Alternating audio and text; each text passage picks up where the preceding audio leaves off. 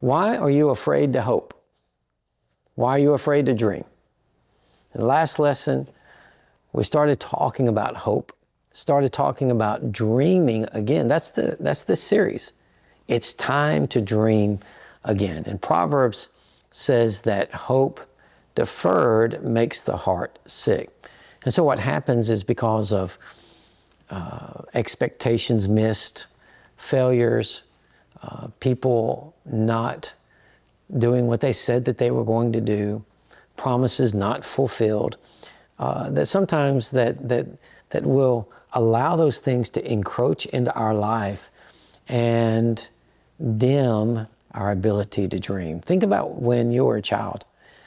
Children have the wildest dreams and the wildest imaginations and the wildest hopes and what they can do with their life. It's only as we become adults and we enter into life and disappointment that those dreams begin to fade, or that we get our focus off of the wrong thing and get our focus off of God, get our focus on taking care of our family, just trying to get through life, trying to make it through another day, pay the mortgage, pay this, pay that, try to work on the marriage, whatever those things are.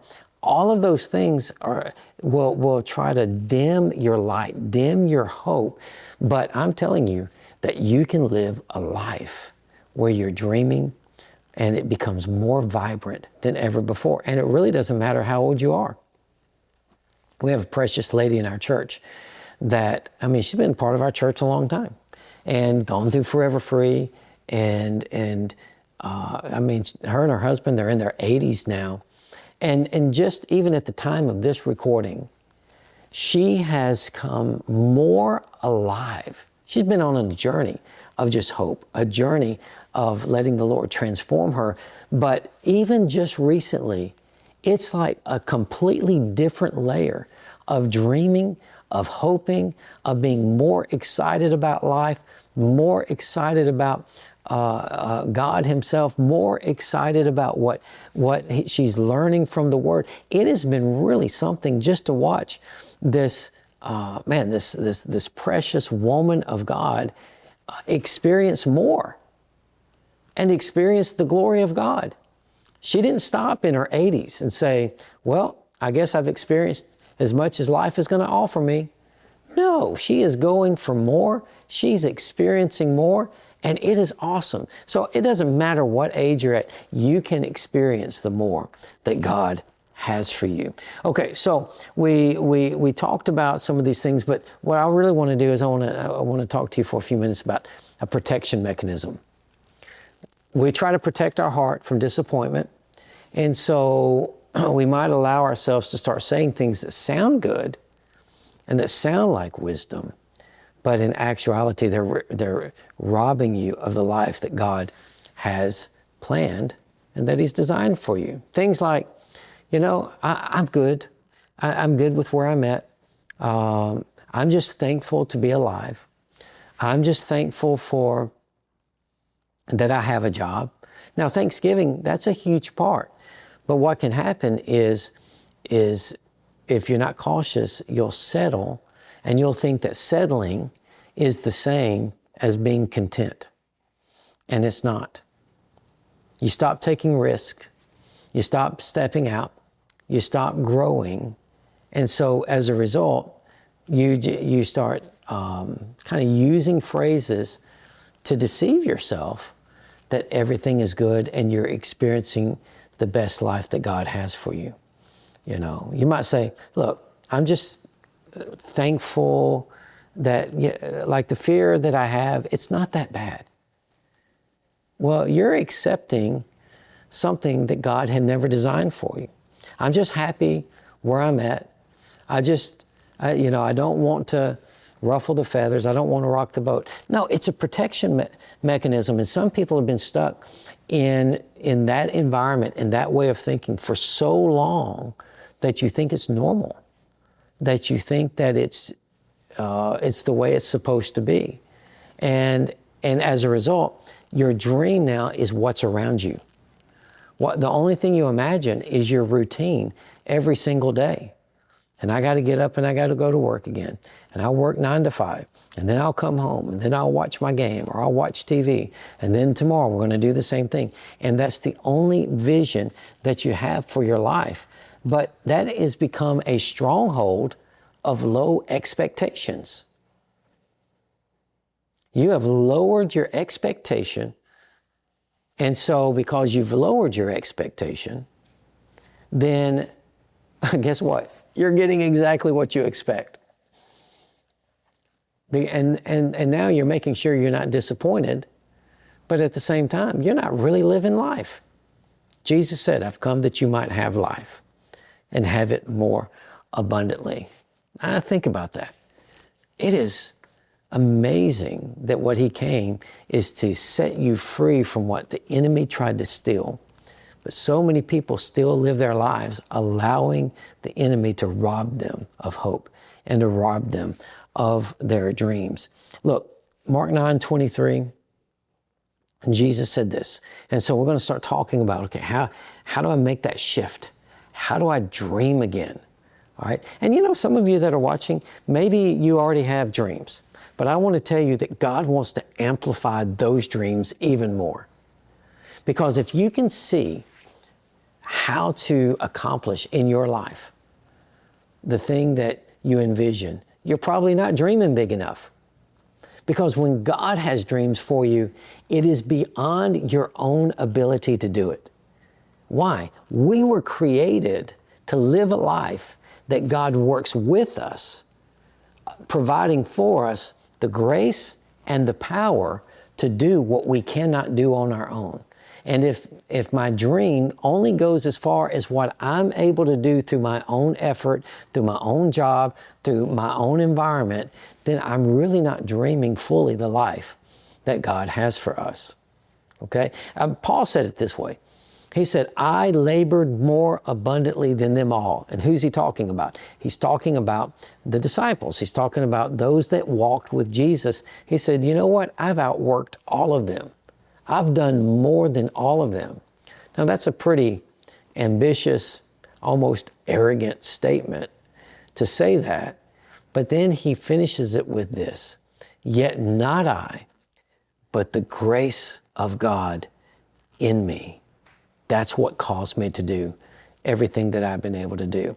In other words, God gave Paul a vision. Paul went and he saw the vision that God had for him and went after it. But he recognized that it wasn't him that was able to accomplish the things that God had planned for him. That it was the grace of God, the ability of God, the power of God that enabled him to do more than he could do on his own. And that's what's available to you and I. That's really amazing. Mark 9:23, Jesus said this, if you can believe, all things are possible to him that believes. Jesus lived his life. I want you to get this. Jesus lived his life believing that everything was possible. He approached every situation, okay? And this is a big deal, so you need to get this. He approached every situation, not with a focus on the impossibility of it, but with the focus of the possibility of it. See, we have the old saying, WWJD, what would Jesus do? But really, that's not it. It's WWJT, what would Jesus think? How does he approach? What's the outlook? Because the way that you approach a situation, the way that you approach life, the way that you view it, will determine the way you respond to it. And some people say, you know, I'm just a glass half empty person. I'm pessimistic by nature. I automatically think worst case scenario. And others like, I'm a glass half full kind of person. I'm pretty optimistic. I'm pretty positive. You know what? I'm neither. I'm not glass half empty. I'm not glass half full. I'm glass overflowing. That's the way that I think. But you know, I wasn't always that way.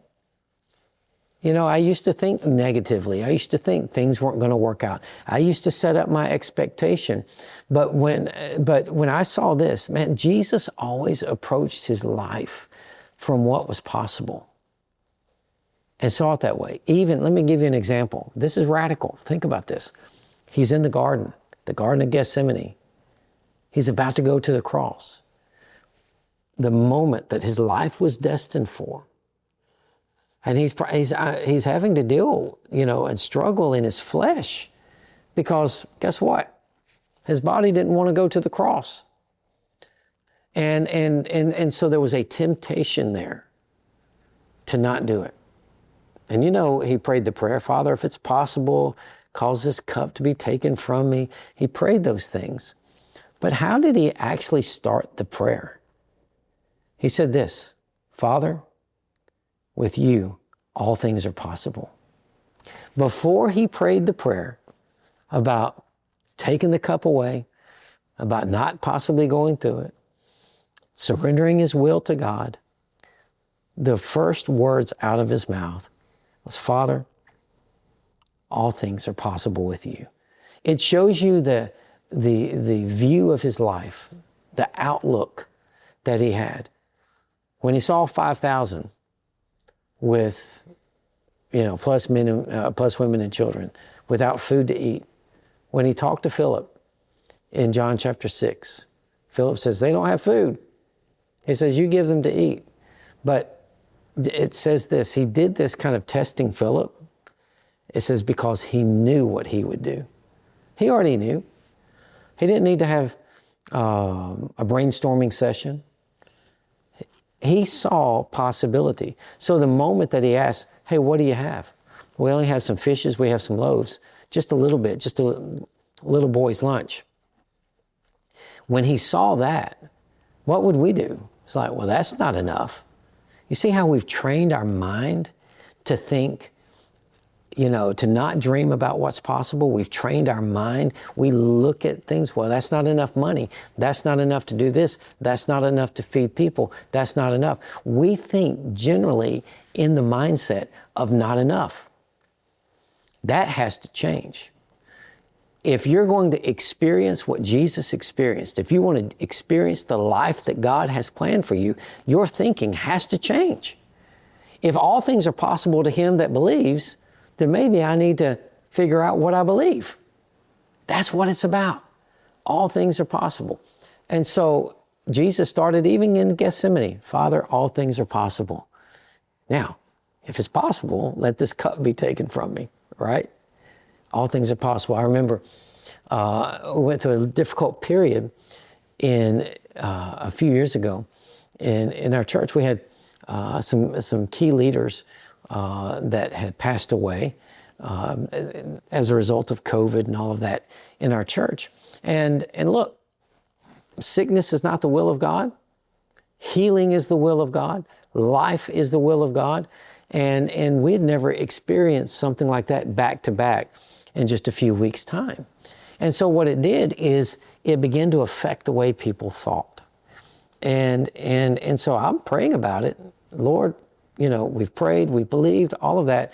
But see, you get to make a choice in those moments. I get this. You can either let the disappointment or what looked like a failure or something that you weren't expecting, you can let that define you and determine how you're going to think about your future, or you can decide to do something different. And I said, Father, what are we going to do? Because what I realized is most people were starting to back off in what they were going to expect from God and would only pray or think about what could be naturally probable, like what's probable and not what's impossible. In other words, they were trying to protect their heart from disappointment, so they stopped praying for big things and stopped believing God for big things. And you know what we did? When I recognized that, I said, we're going to take the next 6 months and we are going to just get into the Word All things are possible to him that believes. We're going to start believing God for the impossible again. We're going to start dreaming again. We're going to start seeing these things again. Let's dream again so that we can believe big. Dream again. It's time to dream again. And it shifted everything in our life and in our church. All right, so next lesson, we'll get into some more of those practical steps of how you can dream again. Because when you do, it's the best life ever.